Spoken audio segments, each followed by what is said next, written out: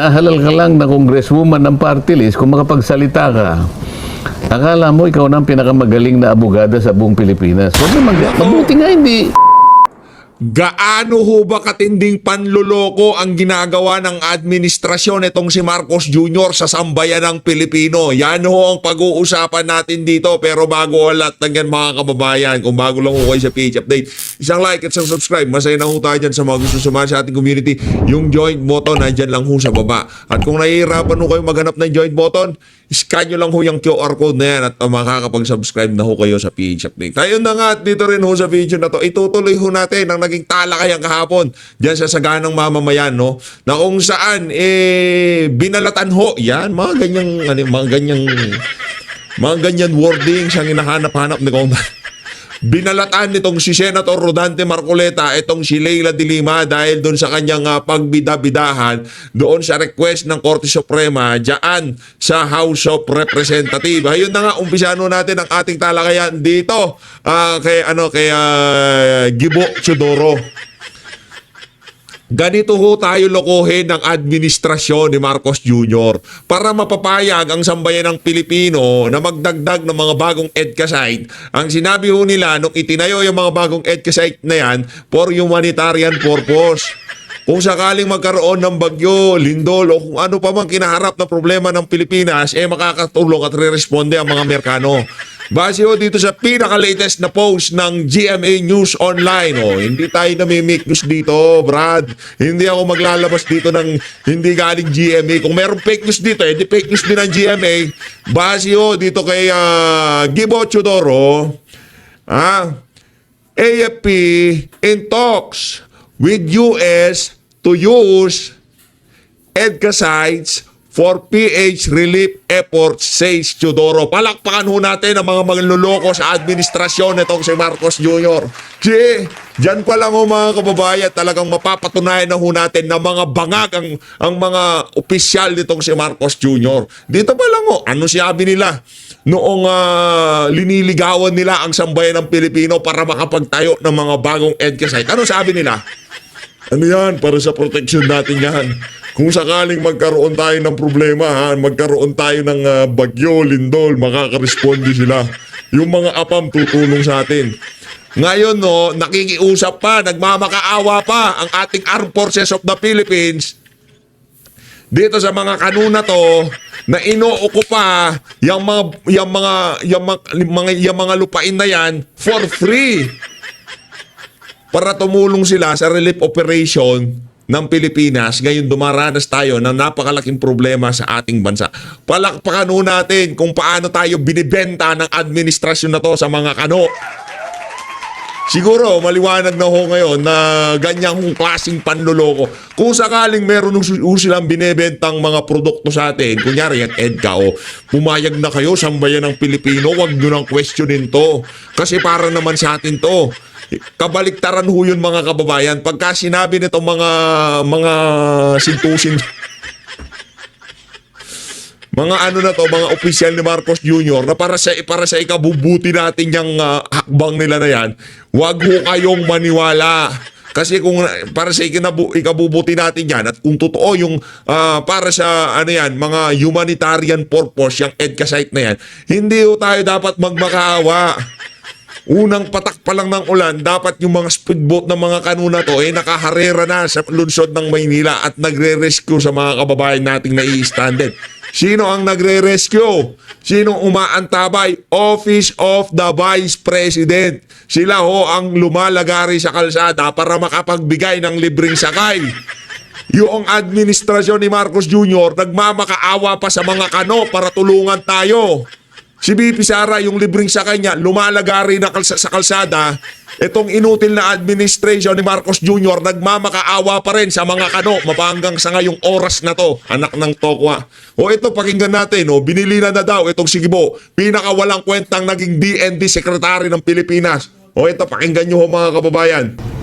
Magandang araw po, magandang araw ating kababayan. Gusto lang po iulat ng inyong abang lingkod na ako binilinan constantly ng ating presidente bago pa man ako umalis na bantayang maigi ang relief efforts. Parang hindi nyo naman binabantayan Nakikita lang namin namimigay ng reliefs ngayong mga panahon na to yung Office of the Vice President. O nagmamakaawa pa kayo dyan sa mga EDCA site para tumulong sa relief efforts. Si VP Sara hindi lumalapit sa mga Amerikano. Merong sariling diskarte ang ali. Kayo, please, EDCA site, tulungan nyo naman kami para sa relief operation. Mga loko-loko. Rescue efforts at saka Visit kayo. iba't ibang mga coordinated responses ng ating Sige lang. gobyerno dito sa Bagyong Rising. Ngayon po na nandito tayo, ako po ay kausap si General Bronner sa ating Armed Forces of Ang saya naman ng ng sona nitong si Marcos Jr. Ang ang panalangin ko sana bumaha diyan sa batasang pambansa ng hanggang 10 feet, hanggang 10 feet para maranasan ng mga walang yang politiko na to ang nararanasan ngayong oras na to ng mga ordinaryong Pilipino. Yun ang pinapanalangin ko habang nagsasalita itong si Marcos Jr. Habang nagsasalita itong si Marcos Jr. Habang binibida niya yung kanyang mga flood control, papasok ang rumaragasang tubig dyan sa batasang pambansa at mabasa lahat ng mga walang ya dyan sa House of Representatives. Lahat ng dadalong politiko dyan dapat mabasa para maranasan man lamang nila kahit kakaunti yung mga nararanasan ng ating mga kababayan ngayong mga oras na to. Nakita nyo ho ba yung mga larawan sa social media? Nakita nyo ho ba na kung saan hanggang second floor na ang baha dyan sa lungsod ng Maynila? Dyan sa anong bahagi ng na yan? Malapit sa Bulacan, Valenzuela. Hanggang second floor na. Mga ordinaryong Pilipino nagdurusa ngayong oras na to dahil sa kawalang pakialam ng administration na to doon sa 5,500 flood control. Nawawala at tinahanap natin mapahanggang sa ngayong mga panahon na to. At kung magnasaman tayo na lumubog yung batasang pambansa, hindi nyo naman kami masisisi. Kasi yung mga taong bumoto sa inyo ngayong oras na to, lubog sa baha. Ano, kami lang ang lulubog? Kayo hindi. Ang kakapal naman ng pagmumukha ninyo, mga walang ya kayo. Hindi nyo, ito kasi ang problema dito sa mga to. Pinipilit nilang sabihin na nararamdaman ko ang mga pinagdadaanan nyo. Ramdam ko yan na nahihirapan kayo. Pero nasa Amerika sila. Nakikipagbeso-beso sila sa mga Amerikano.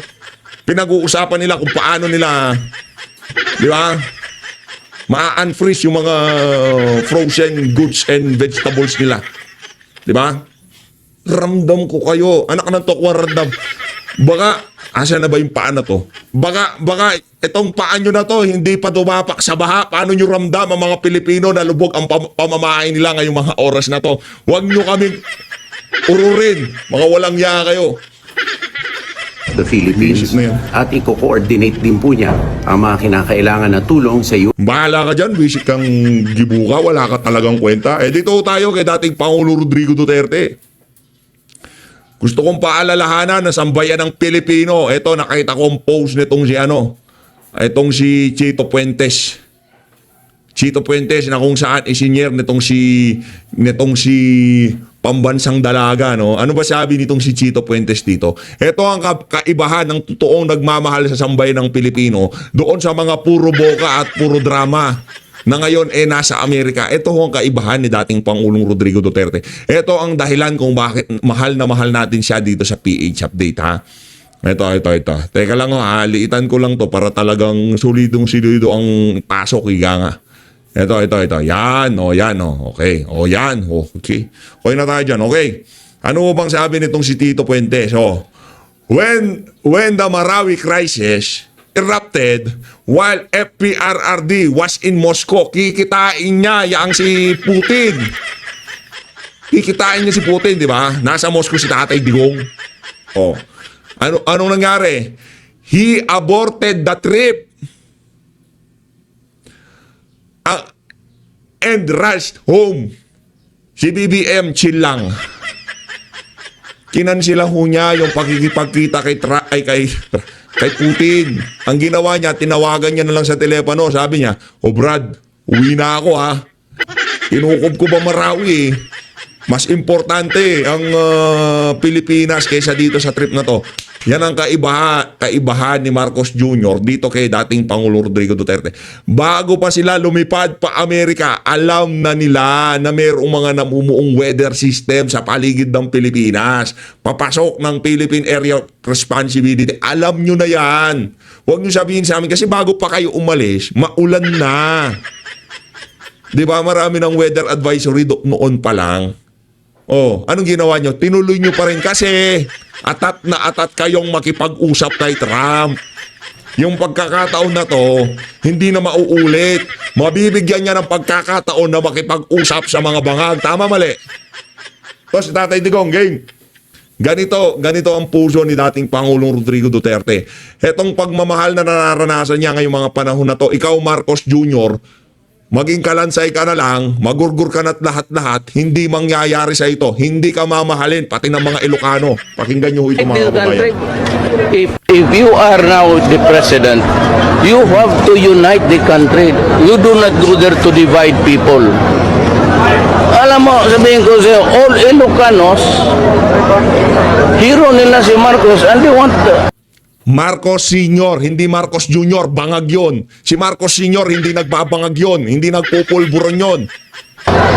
the president bury there. For as long that that issue hangs, wala tayo, it will remain a divisive factor in our society, in the Republic of the Philippines. Yung pa, sir, kaibigan nyo ni Bongbong Marcos has something to do also with your decision? No. Hindi, that is the reality of governance. I want to unite this country.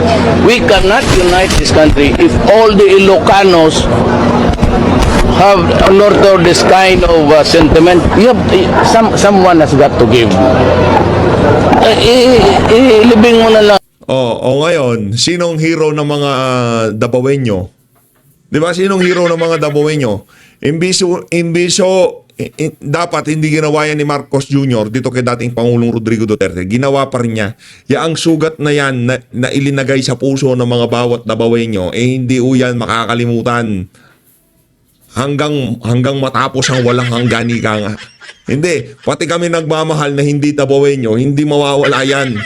Hindi namin kakalimutan ang apelidong Marcos na isa sa pinakawalang kwentang apelido sa buong Pilipinas, Marcos. At kasama dyan si Amy, siyempre.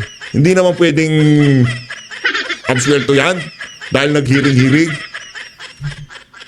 Isa pa yung isa pa yung ali na yan. Isa pa yung ali na yan, sa totoo lang. Magkakaano rin yan, magkaka-oras din yan. Maya-maya. Hanap tayo na mapag-uusapan dyan kay Amy Marcos. Sasalansanin din natin yan. Abang lang ho kayo. O Tatay Diggs ha, magpalakas ka. Lagi kang kasama sa panalangin ng bawat nagmamahal sa iyo at bawat Dabawenyo. No? Magpalakas ho kayo. Kailangan nyo hong makauwi dito at patuloy na maging simbolo ng pag-asa sa bawat Pilipino at bawat Dabawenyong nagmamahal sa inyo. Sa mga hindi nagmamahal, ganyan talaga. Pagka hindi nyo mahal si Tatay Digong, isa lang yan. Ibig sabihin, enabler kayo ng mga bangag o di naman kaya meron kayong kamag-anak na bangag. Takot kayo na Duterte maupo kasi magtotokhang na naman at baka pumlakda sa kalsada yung inyong mga, di ba? Ganun lang naman kasimple yan. Okay. Lipat na ho tayo dito. Ito na nga. O, sige, Dilima ha. Ikaw, Dilima. Alam ko, yung mga kababayan natin dito, medyo happy trigger ho tayo ngayon kasi masakit Masakit. Habang itong mga politiko na to, pa-travel, papunta-punta ng Japan, papunta-punta ng Europe, papunta-punta ng US, yung mga kababayan ho natin, pati yung mga pantit brief nila ngayong mga oras na to, lubog sa baha. Nanto ko, di ba? Yung mga singit-singit nila, lubog sa baha. Tapos, sa 28, makikita natin sila naka-Pilipinyana, naka-Barong Tagalog, papasok sila sa bulwagan ng batasang pambansa, magsasalita itong si Bangag, habang ang sambayan ng Pilipino lubog sa baha ngayong mga panahon na to, tila bagang walang nangyari. Di ko na alam talaga. Dapat nga yung zona na yan, postpone Bakit? Anak ng toka, paano mo ibibida yung flood control? Paano mo, hindi ka na naman magsasalita kaugnay sa baha? Alam ko na ang palusot ng mama na yan sigurado. climate change. Yoko na. Ito, tuloy ko natin. Friday, Nelson at Sen, medyo meron tayong isang issue na nabitin eh. Yung binabanggit natin. Kasi marami ang tumalakay sa atin. Pero, isa lang yung nabanggit natin, ano? Yung sulat ng Korte Suprema sa Kongreso natin. Pero isa lang ang nabanggit natin eh. Ano ha? Pero dito ho kasi ngayon, Sen at Nelson, doon sa puntong yung judicial overreach. Kasi ito ay nauna ko narinig kay dating, sabi ko nga, dating senadora, dating DOJ secretary, at ngayon po ay miyembro ng Kamara de Representante, Laila de Lima, na mukhang nagmamalabis na raw po ang kataas-taasang hukuman, Sen. At pagkatapos, lumabas din po ito sa isang column, ng isang nagpapanggap na nagagaling-galingang kolumnista, Sen eh. Bakit Oo. baka naman hindi totoo yan. Hindi, kilala nyo ito. Ito yung dati nakunan ng yung mga bumibili ng peking DVD. Peke? Yung Baka hindi peke. Totoong DVD, pirated. Ayun, tama. Pirated DVD, oo. Kasi kung peke DVD, Tama walang laman nga, yan. oo. Yun ay pirated DVD. Ayun. At ito dati, nahulihan pa ito ng Iwanan muna natin yung nag-pirate ng DVD. Yung Opo. may sinasabi ka, judicial. Judicial overreach daw po. Sino nagsabi nun? Si dating senadora, dating DOJ secretary, doon ko po unang narinig sa kanya. Aha. Kaya ko naman binabanggit itong column na ito, Sen, ay mukhang ito rin ang kino-quote. Ganyan din sinasabi. Ganyan din po ang sinasabi niya. Puntahan muna natin yung nagsabi na dating senadora, Opo, dating DOJ secretary. DOJ secretary, dating chairman ng Human Rights, Ay, tama po pala, oo. at Oo. ngayon ay na-elect yata sa party list na congresswoman. Yes po. Nga Alam mo- mayari ka dito. Dapat magpasalamat siya sa Korte Suprema dyan at medyo mabait ngayon, Korte Suprema. Ganun ba? Oo. Para pagsabihan mo ng judicial overreach ang kataas-taasang hukuman, para kang stariray dyan. Ganun ba? Starry Rai, yan. Bakit? Masyado kami Starry Rai de Lima. Pagsasabihan Yung sinasabi yun. siya eh. Oho. Hindi ba niya alam na mayroong nag-file ng petition sa Korte Suprema, 2 petitions na kinonsolidate? Okay. Alam nga namang hindi bigyan ng atensyon naman ng ating kataas-taasang hukuman, mga petition yun eh. Opo. Oho. Di ba? So sabi Sinerge ko hindi ko alam ibig sabihin ng Starry Rai. Ang sabi dito, term that refers to a person who behave in a way that make them seem like a star or celebrity. Pa-celebrity yang si Dilima. Palakpakan natin. Celebrity pala eh. Pa-Starry Rai ka.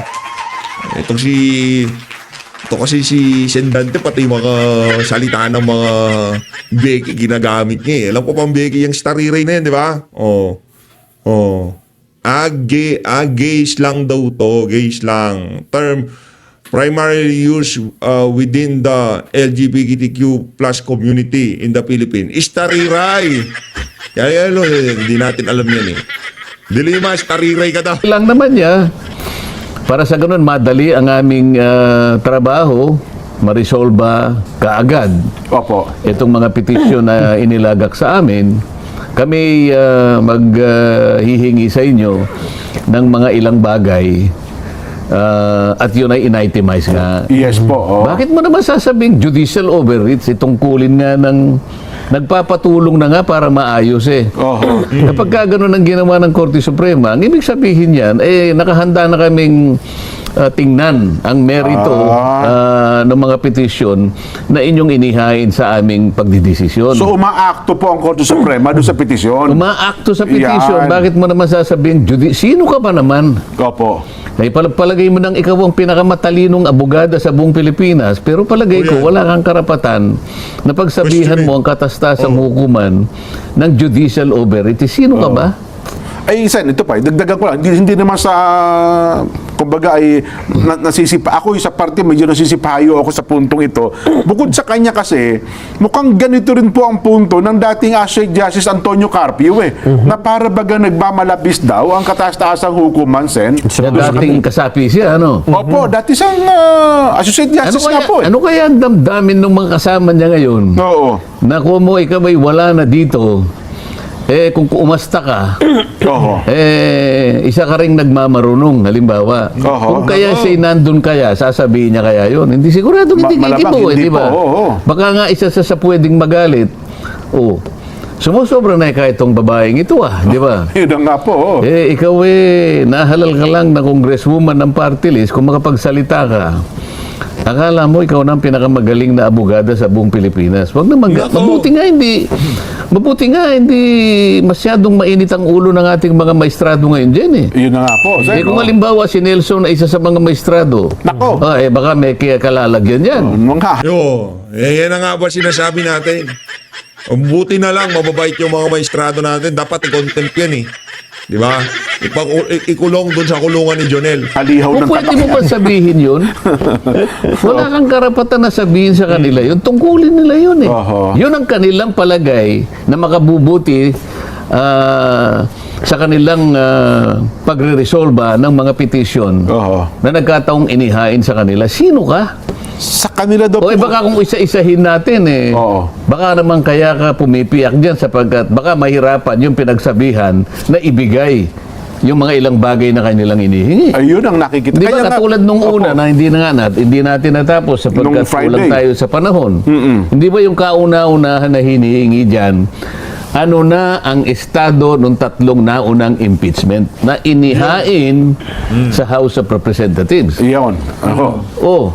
Alam mo, may nag-explain dito yung tagapagsalita ng ng ng Kamara de Representante. Opo. anak yata ng kaibigan ni Nelson. Kong Benny. Opo. Princess.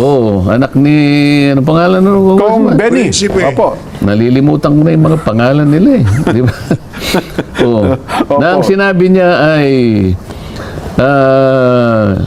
basahin ko yung sinabi niya Sige nga po ba? Opo. nalathala sa Philippine Daily Inquirer. Opo. At binalita din natin yan dito, Sen, sa ating Oo. palatuntunan. Isa sa mga pinaka anong description ng Opo. newspaper na to? Inquirer po, yung Oo. fearless views. Oo. Yun ba yan? Ayan. Isa sa mga pinaka makatotohanan. Pinagpipitagan ng Isa sa mga iginagalang ng mga dyaryo sa buong Pilipinas ngayon, di ba? Ayun, tama po kayo. Di ba? Tama po, tama. Sapagkat sila ay balanse. At sila Balanced news. walang Fearless news. takot na maglahad ng katotohanan. Ito yung description nila sa sarili Fearless, nila. parang fearless views. Oo.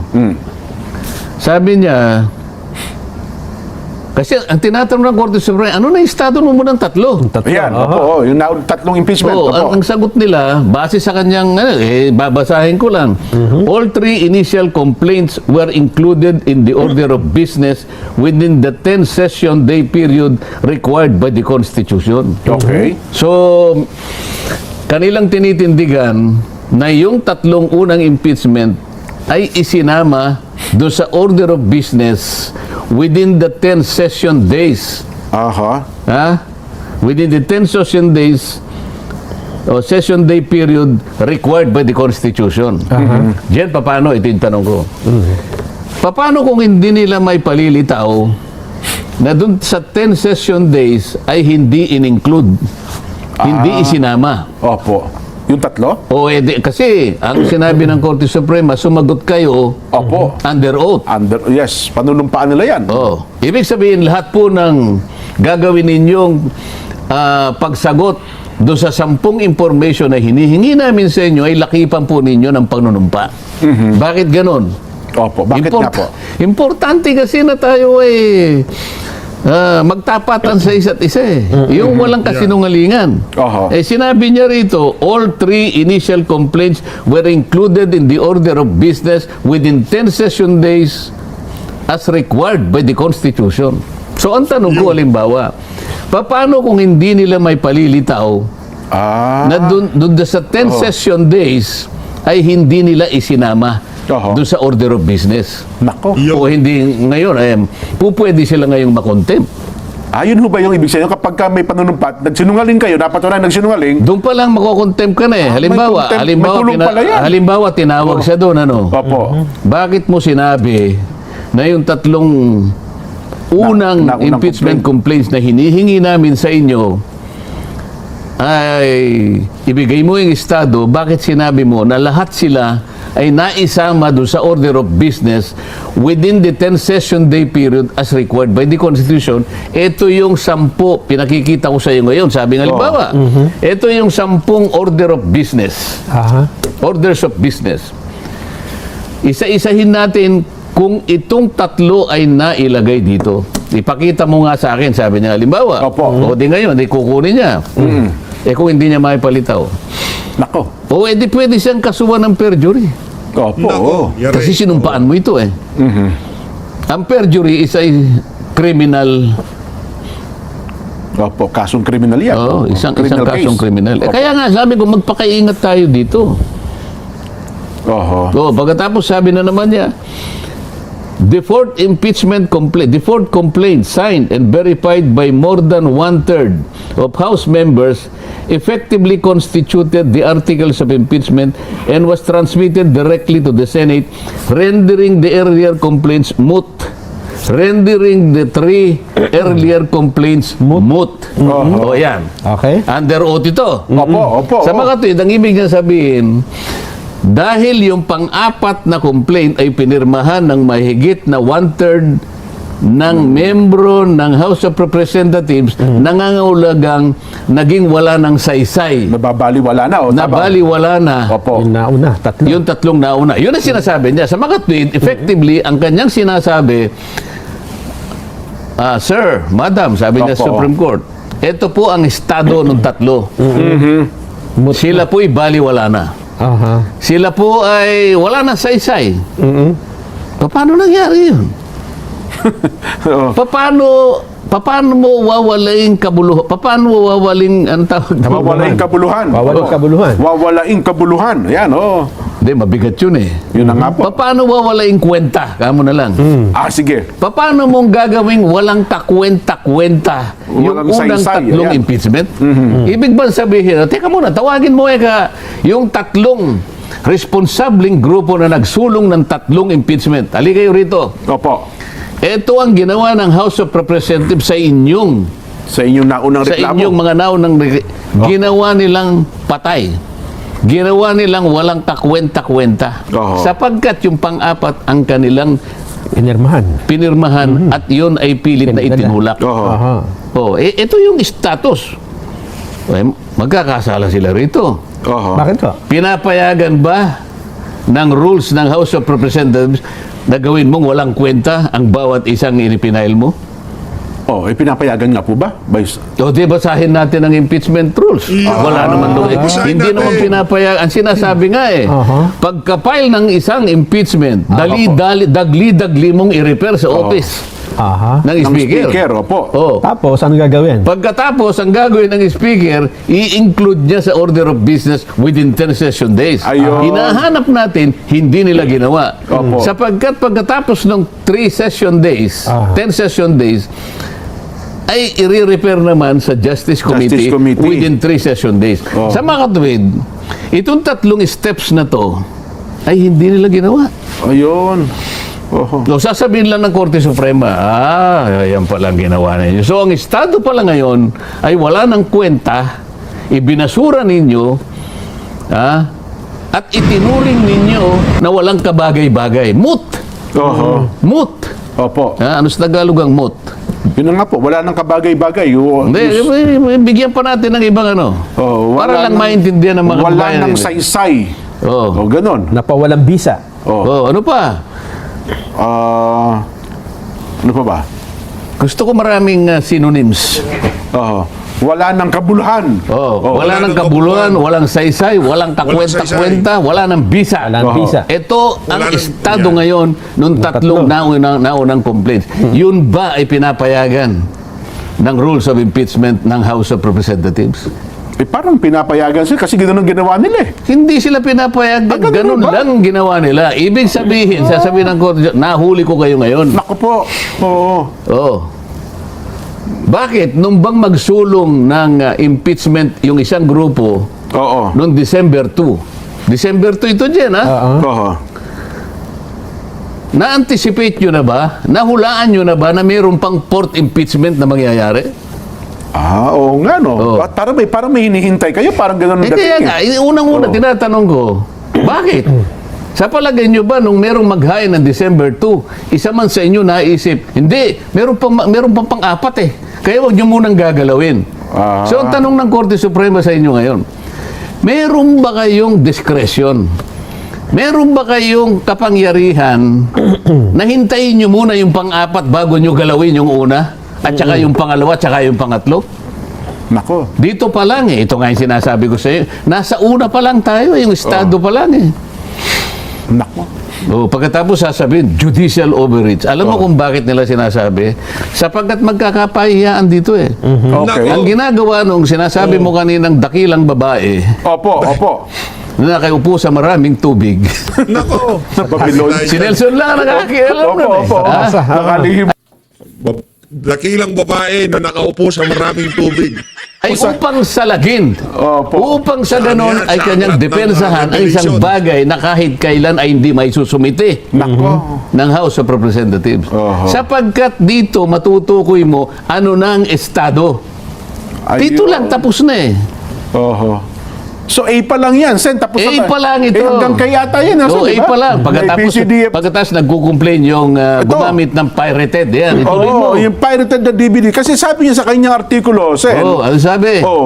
Noong humingi daw po ang Korte Suprema sa Kamara ng paliwanag tungkol sa proseso ng impeachment, laban daw po sa pangalawang Pangulo, ay para anyang pumapabor ang Korte Suprema sa Senado kumpara daw po sa Kamara de Representante. Yun ang kanyang hinuha. Paano pumapabor? Yung Oh. notice na yun, directed sa kanilang dalawa. Yun na nga po, oo. Ang sabi ng Korte Suprema, sinabi niya to House of Representatives and the Senate, di ba? Dalawang kapulungan ng Kongreso ang kanyang binigyan ng order. Opo. Requiring both of them to submit the following under oath. Oho. Paano pinoproteksyon na ng Senado?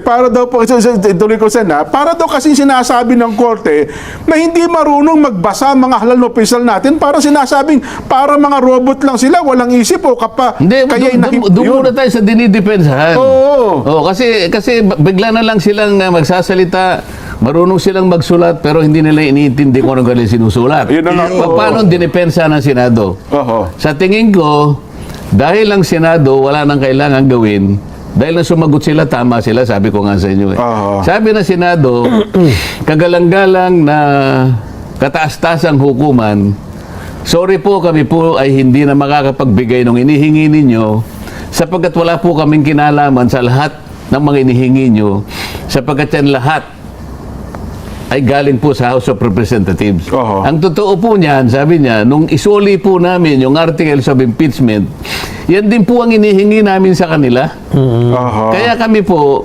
wala pong kinalaman diyan sa mga, katulad po niyang hinihingi, ano po yung estado ng unang impeachment. Hindi naman po sa amin ibinigay, yun ay sa kanila po eh. Ayun. Paano po namin may sasubmit yan? Oho. Kung yan po ay nabasa nila, ay hindi naman po kami ang magbabasa. Membro po na pumirma dyan, na 215 sila po magbabasa, hindi po kami. Oho. Sabi ng Senado. Yung pong inihingi po ninyo na kung lahat ng pumirma na yan ay binigyan ng ebidensya at nabasa nila, na-appreciate, hindi rin po kami yun eh. Sila din po yun. Oho. Yun lang ibig sabihin ng Senado. Kaya akala mo kinakampihan, sabi niya, hindi po. Ayun. Ang Senado ay walang kakayahang magbigay niyan sapagkat wala sila niyan. Oo. Lahat ng inihingi nandun sa House of Representatives. Oho.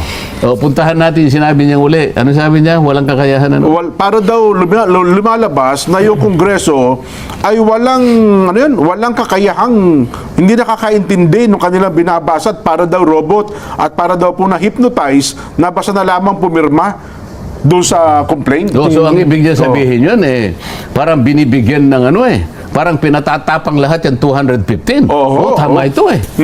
Bakit kinakailangan kaming ba't kailangan pa Paliwanag. tayong kuhanan ng kung ano-ano Ayun na kung nga. binasa natin o hindi? Oo. Bakit? Yan. Tayo ba just? Halimbawa, ganun eh, di ba? Oo, we're just to. Hindi ba Basta-basta lang? nila dapat sabihin naman na kaya naman nating basahin. Yung pa ba naman ay kailangan nilang Oo. usisain sa ating kung tayong isa-isa nating binasa ito? So parang parang inaapuyohan ngayon ang Aha. 215, di Yun ba? nga po. Yun daw po yung judicial overreach. So, yun Ba't ang pinapakialaman nyo pa yung Yun, no? katalinuhan ng mga Oh, eh mababatas? paano ito sasabihin ko sa inyo? Aha. Oo. Bakit hindi ganun ang gagawin ng Korte Suprema? Kapag ka binasa mo yung impeachment complaint na pinirmahan nung 215, Opo. pangkaraniwan kasi sa last na pahina doon, kailangan sabihin mo, kami pong nagsipirma ng lahat ng ito. Kami po'y 215 lahat. Opo. Bago po namin pinirmahan ito, binasa po namin. Okay. Pagkaraniwan kasi sinasabi mo yun eh. Opo. Oo, tingnan mo yung kanilang impeachment complaint kung merong sinasabi na isa man sa kanila ay binasa. Ang nakalagay doon, pinirmahan po namin. Opo. Yun lang. Pero hindi nila sinabing binasa po namin. Mahalaga yun eh. Totoo. Ngayon, ang Korte Suprema, nakita niya, teka muna, nakalagay nga rito, pinirmahan nila. Aha. Pero wala man lang isang nagsabi na binasa nila. Ay, nako, dyan tayo nagkakaproblema. Hindi nyo mapapalusutan niya si Lolo Dante Marcoleta. Di ba, Lolo? Matalas yan. Ay, hindi naman tatawaging boy version ni Miriam Defensor yan. Diba? So, Luis, maraming salamat po sa pag-support sa PH Update. Manatili lang po tayo mapagbantay ngayong mga panahon na to dahil ibang klase ho, yung mga pagbaha. Wala ho tayong magagawa dahil nga yan sa napakalabyang pagtugon ng pamahalaan sa mga nakalipas na buwan dito sa event na kada taon naman, alam naman natin darating. Hindi ho ito surprise, uulan na yung panahon ng July, August, surprise, biglang merong bagyo ngayong mga panahon. Hindi ho. Alam mo natin yan. Cycle ho yan sa isang taon ng Pilipinas. Kung yung iba mga bansa, dadaan sa meron silang autumn, meron silang winter, meron silang tayo ho, meron din ganyan. Meron tayong panahon, ako, dadagsaan napakaraming bagyo dito sa panahon na to. Kaya habang wala pang bagyo, tayo tayo ng mga flood control. Ang ginawa nila, kinidnap nila itong si dating Pangulong Rodrigo Duterte at siniraan itong si Vice President Sara Duterte. Maraming salamat mga kababayan. Mahal natin Pilipinas.